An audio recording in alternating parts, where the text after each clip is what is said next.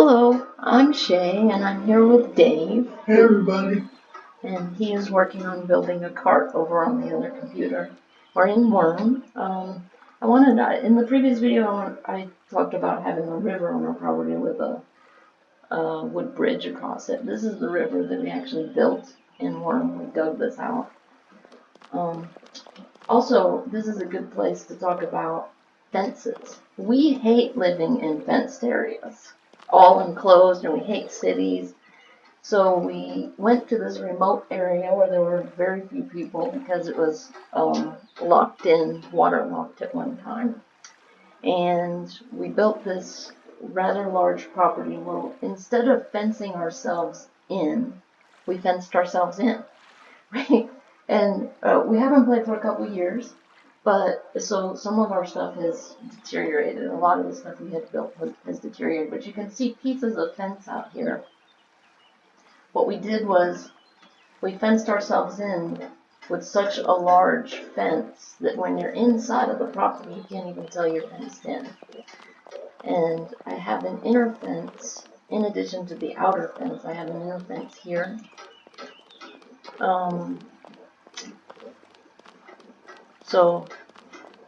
Notice one of the guards actually died trying to kill this spider. Oh, spiders.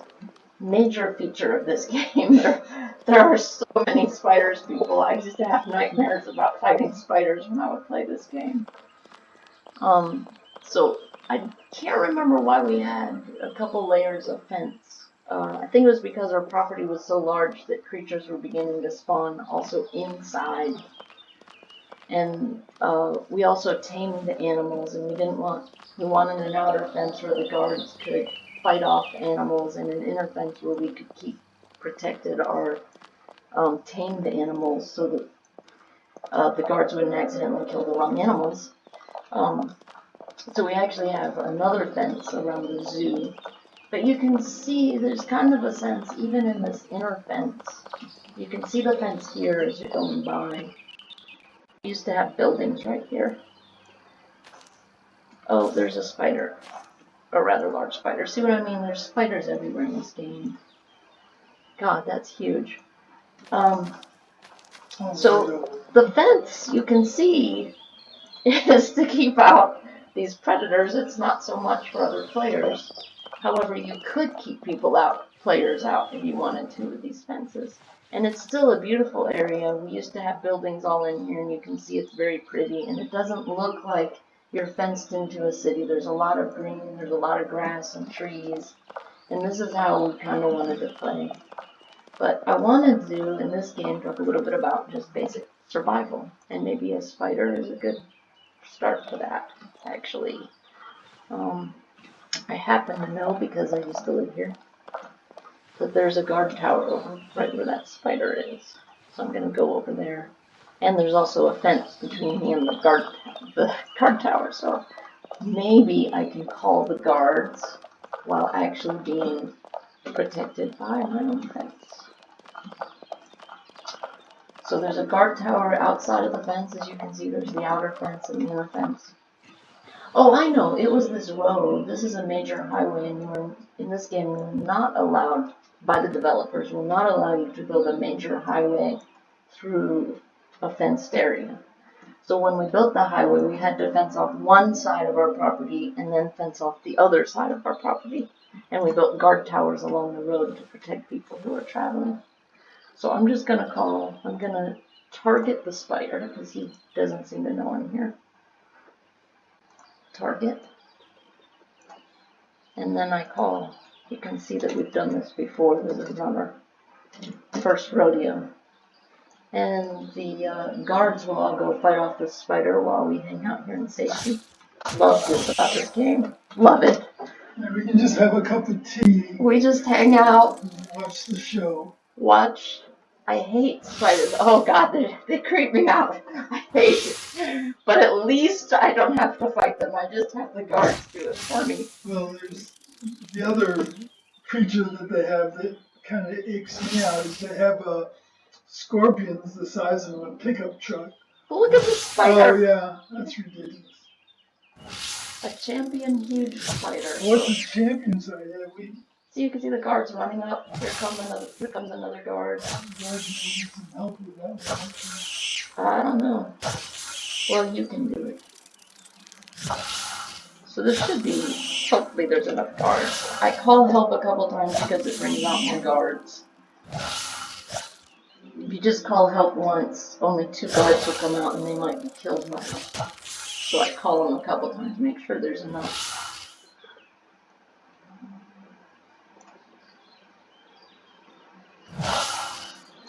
Well, anyway, while they're doing that, I don't really have to hang out and watch. He'll die, don't worry. I wanted to talk about just like how to make food and stuff, and actually this is one of the ways that we make food. The guards kill these things.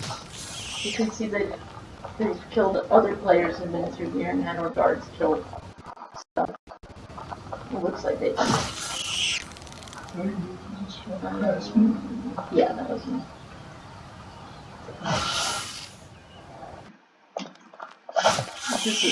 This bear is new. Somebody must have passed through and had the guards kill this little bear. See, I hate this. I don't kill these people normally when I play. I just kill spiders and scorpions and such. Guards look like they're still alive. That's a good sign. That can maybe be safe to get off the horse. One thing I do is I always have a rope with me. Because as soon as you get off your horse, he can run off. He'll stand there for a second. Then you want to lead in with your rope to make sure he doesn't run off. Then I take my butchering knife. When you start out in this game, actually you don't have a butchering knife, so let's do that. You start out with a carving knife, I believe, they give you. So you take your butchering knife is better, but you can take your carving knife and you butcher this poor little bear. He was just minding his own business, trying to kill someone. And if you don't have anything to kill, which seems unlikely in this game given how many predators there are, you can just go around in the grass, or you can do both, and forage. That area is picked clean. Actually, by roads is not a good place to forage. People often come by and they forage along roads. So you kind of want to go out into the dangerous grassy area. We happen to have a fenced grassy area, so I'll use that instead.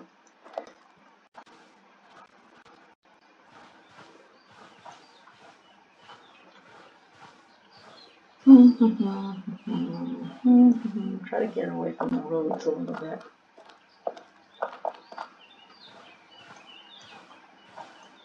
And I guess animals also forage these grasses for food. The animals eat the food too. You know, the ones wandering around in the forest. You go around and you pick some stuff. We got an ivy seedling, which is pointless. Let's see if we can find something good to eat.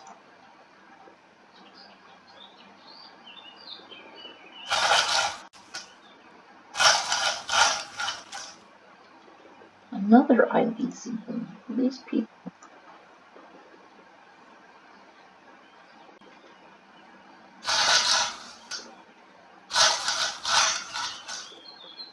Hazelwood sprout. Eventually, after doing this for a while, you can pick up corn, pumpkins. Pumpkins are the best thing because they weigh a pound and you want to get something good and heavy. So you have lots of food. You have weight to your food. A lingonberry. That could work. I'd rather find a vegetable though.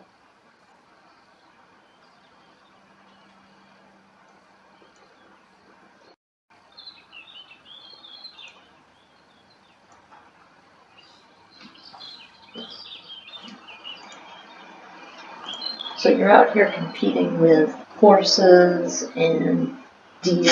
We don't have any deer in this area. We happen to have unicorns, lots of unicorns. Cocoa bean, which would be great if we were advanced and we could make.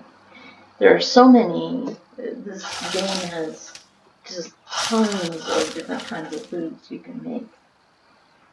A red mushroom sounds edible. I don't think it actually is. It's for healing. It's a healing supply to make medicines.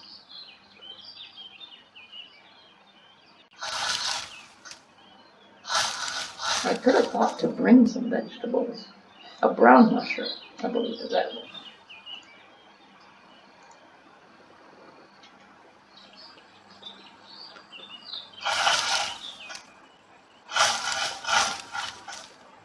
Corn. There we go. Finally. I also got some sort of, I don't know actually what I got. A rare something, probably. You have these moments of inspiration and you get something really valuable. A rare corn I got. Uh, in this case, I don't think the rare corn is very important. So I'm going to go out here. This is all flat because we used to have buildings out here and there's dirt and it's a little ugly because the buildings have decayed. I don't want people to think like that's our taste or something. We love flat dirt spots. We build those on purpose. Yeah, no, that didn't happen. Okay, so try to get a clearing here without a tree, which seems to be proving difficult. So now we need to build a campfire. And this is how we survive in this game. You have to eat in this game. There's a hunger stat. My food is at 51%. And water is at 65%. You have to eat and drink. So we kind of wander around. In the beginning of the game, we kind of went from, didn't go anywhere where there weren't fountains or water. You can get water from the ocean, which doesn't make sense. The ocean is fresh water. So we have to build a campfire to make some food. And so we're cutting down a tree for wood.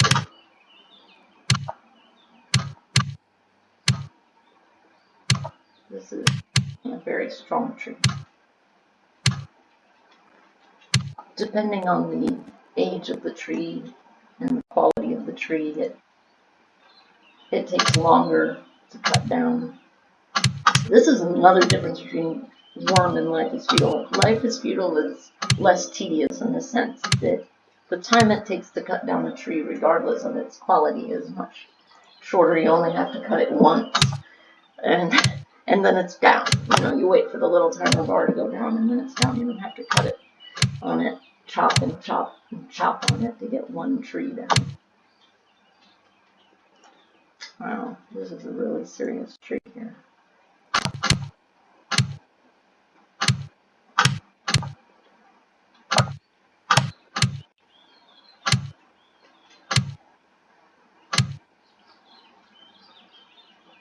I got, let's see. Okay, 95 damage. Should come down soon.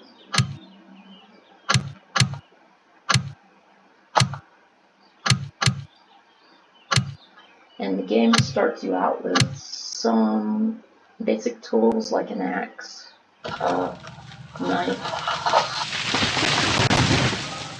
And this wheel seems sneaky. I'm going to chop this up. I thought. I'm a little confused here. I think I'm on the wrong end of the tree, maybe.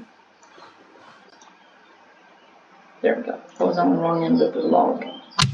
That could be confusing for a new player. You're trying to chop up the logs and you can't figure out how. I remember being a little confused by that. We're going to need a few logs. for this. For some reason, it takes a long time.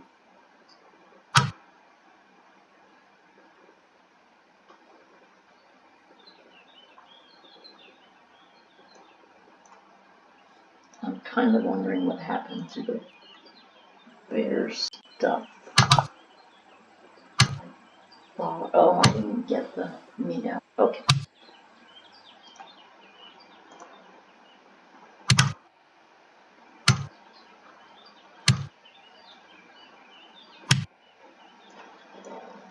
You might mention, as you skill build things, and have faster tools, chopping down trees and the rest speeds up the game. Speeds You that up. can greatly speed up your game by having special tools and equipment. But here's the catch: it's that you have to be a premium member, month by month paying member, in order to keep those advanced skills. Otherwise, they top you off at 20, and that's why it's taking so long. We didn't re-premium ourselves for this demo. Yeah, and besides, I wanted to kind of give an example of what life was like for a new player, and new players probably, even if they were premium, they would be less skilled. So I'm less skilled like a new player would be. They were playing.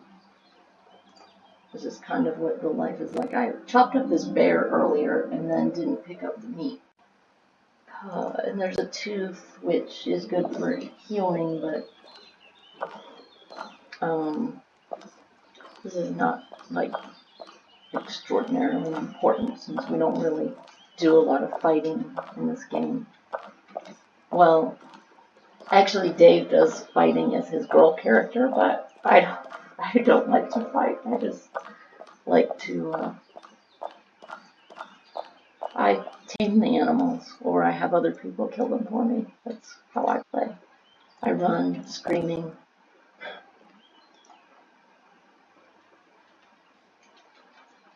I need to get my rope so that I don't lose my horse. Okay, so I've brought over a bunch of logs, that's why I'm walking so slow, and some meat and a corn. Now, we have our knife, our carving knife, and we need to make some kindling from these logs. I'll use the one quality log.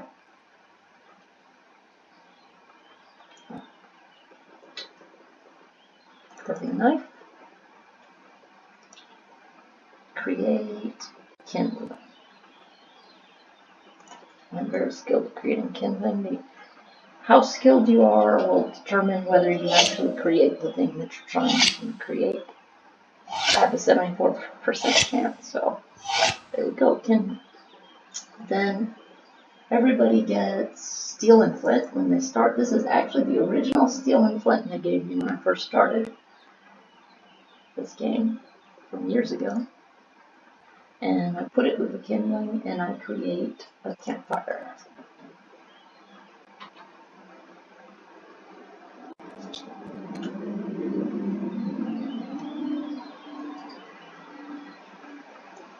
Oh, I wasn't able to create the campfire, see what I mean? It just wasn't good enough for that. I had a 74% chance and couldn't do it. I have to make another kindling now.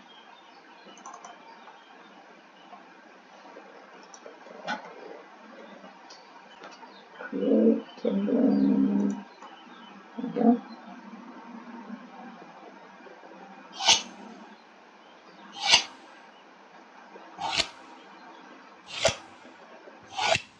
And get some steel and flint.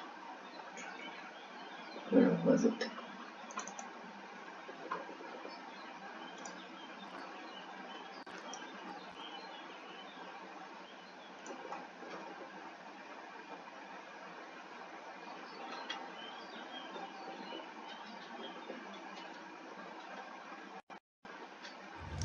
Alright, there we go.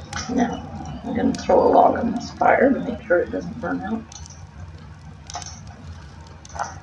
And when you start out, you get a pottery bowl. If you if you lost your pottery bowl, hopefully you won't, you would make another pottery bowl from clay. I can show you how to do that, but first, since you start with a pottery bowl, what I do, you can throw a vegetable in your bowl, and I'm gonna throw a meat in my bowl, and then you just put that bowl in the oven in the campfire and wait for it to cook, which takes forever. Um, in the meantime, you want a few logs so that you can make sure the fire keeps going until the food is cooked. You do not need a meat and a vegetable. You can have just a vegetable. You can have an herb, which you get by botanizing, which I didn't show anyone because I was trying to hurry. You can just have one vegetable. You can have a vegetable and an herb. Have a vegetable and meat. And it's also better if you have more meat or more vegetables. Just throw everything in the bowl, up to about 2 pounds. One of the differences, though, between Life is Feudal and this game is that the food does not last. It only lasts maybe a day. We made a bunch of food last night, and today when we logged in, the food had all disappeared. That's how fast it just goes away. So you don't want to make like tons of food all at once. There's no point in it. But you can, if you have extra meat and happen to have extra vegetables, you can throw them in a crate. You have to build a crate. But once you build a crate in this game, you put the vegetables and the meats and the ingredients in the crate, and then you cook them up when you need food. So it's not really beneficial to cook a whole bunch of food at once. Whereas in Life is Feudal, you actually can put the food, the end product, food in a crate, and it will last forever in that crate. For as long as that crate exists, the food will exist. But in this game, the only thing you can do to help the food stay longer is to build a larder, which is a more highly developed skill. And then it's kind of like a refrigerator. You can put snowballs in it. When it snows, you pick up the snowballs and throw them in your larder. And it keeps the food cold, supposedly, so that the food will last longer, several days. I'm not sure how long exactly, up to a week probably, maybe, but a few days anyway, unlike food that's just sitting in your backpack will disappear apparently overnight. So that's a little tip is in this game, keep the ingredients, make the food when you need it. I have all these logs on me, but I'll show you how finding herbs is the same as finding vegetables. Instead of using forage button, you use the botanize button, and you might actually find some ginger or some parsley or something to throw in your food to make it better. See, oh, I found barley, which is not an herb, so that kind of contradicts what I'm saying. But you can use barley also, of course, to make food. And what I do is we have some clay down by the ocean near where we live, and I make several of these, either pottery bowls. Usually I cook with a frying pan or something, some other, more advanced level thing. But you can see I have a couple of pottery bowls in my inventory already from last night. And I'll throw several pottery bowls on the fire to make this faster. So I can make food for the entire village all at once instead of one food at a time. So now we have a generic breakfast. Now you can throw anything in the pottery bowl and it will come out to a generic breakfast. You just throw all of your meats and vegetables. You can throw a bunch of different vegetables, whatever. Just throw it in the pottery bowl, throw it on the fire, and now you have some food so you don't die. I don't actually know what happens to you. I think you just stop being able to move. You run out of stamina or something. And then you eat your breakfast. In this game, also different from Life is Feudal, you have the food has a nutrition level, and you can get It says right here how many calories you've eaten, carbs, fats, proteins, and these things provide different skill game bonuses and stuff like that so that you can skill up faster depending on how healthy the food is that you eat. And so we have ultimately there's a whole cookbook full of foods you can make, all these bangers and mash, biscuits, there's chocolate chip muffins, that's amazing. I have these things in green everybody knows how to do. These other things I've learned how to do. You can see all the chocolate recipes I've learned. Chocolate chip cookie, chocolate coated rose petals, chocolate ice cream. Um, I know there's somewhere in here I noticed chocolate, chocolate cheesecake I had noticed earlier. So I've learned all the chocolate recipes. There's many chocolate recipes. I even invented my own chocolate recipe, which you can do in this game. And it'll be attributed to you for all of eternity. If anyone else discovers it, it's yours. Heathcliff's Rocky Road Crunch Bar, that's mine. And other people have made other things like Elizabeth's corned beef and cabbage. So, if you discover one of these secret recipes, then your name is applied to it for all eternity. And as they say in, um, what's that show? Iron Chef. You live on in immortality or something like that for all of eternity. Everyone knows your name in this game for the food that you've created. Yeah, exactly that way.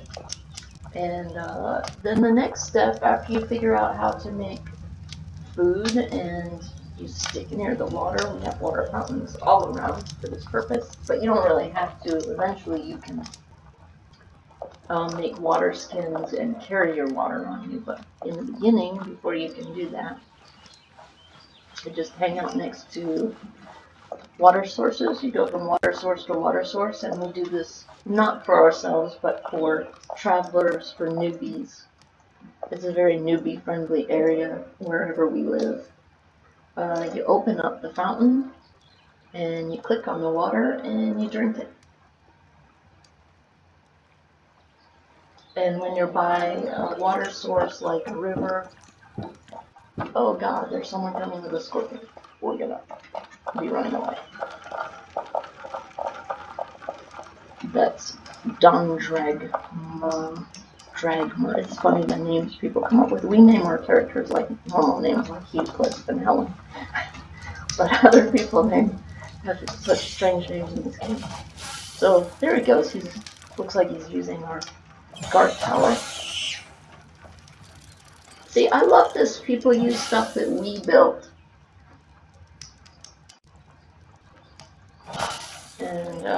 And that's why we build it. We build it for other people. I love that about this game. This is a friendly game. That, you do things for other people rather than hurting other people. Okay, so that was how to eat and drink and basically survive. Oh, I was going to say when you're by water like an ocean or a river, you just right click on it and drink will pop up and you just drink right out of it. It's pretty simple. You just have to stay near the water, keep to water when you first start out. Okay, so that's it.